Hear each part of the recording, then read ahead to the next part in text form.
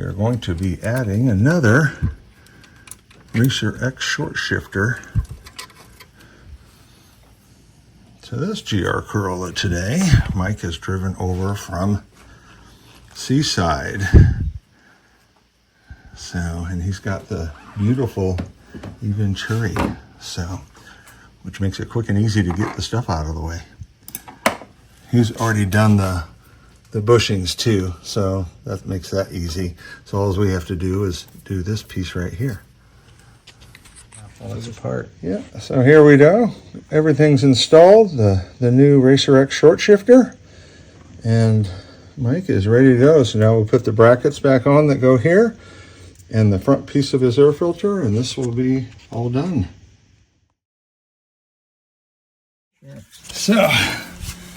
So we finished the install on the short shifter, and Mike has also purchased some new brake pads. They were new. So and titanium shims. Some endless pads and some titanium shims. So that's cool. And so we're going to pop these pads out and pop these new ones in. So we got the car up on jacks, and we'll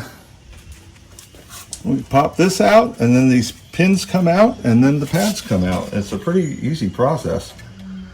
So for those of you that haven't done it, there is a little wire. There's a little hole in the end of the pin, and it's a safety wire so that the pins don't back themselves out. There you go. So you can see little tiny thing. So see? Look at this. Mike's making it look easy. Oh, careful. I said that too soon. Okay. First caliper is done. The new pads and the titanium shims. Turn the wheel. And we will come over to this side, and we will do these.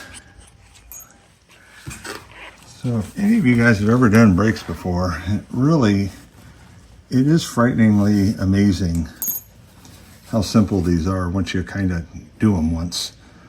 But, so the wire comes off, the pins come out, this piece comes off, and then it's just pulling the pads out. There you go. Now, as a word to the wise, if you haven't done this and you're doing titanium shims, do not use the OEM shims, just the new ones. They will be kept in place with the holes that the pins go through, because the shims have those same holes. So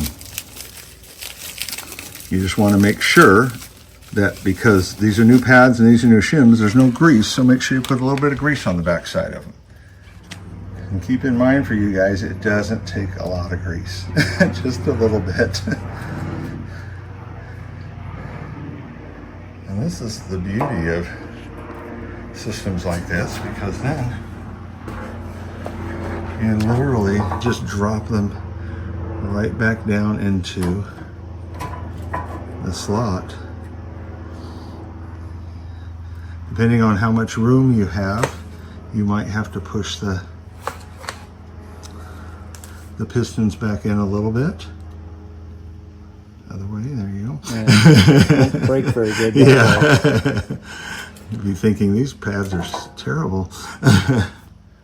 So these pistons are not extended very far.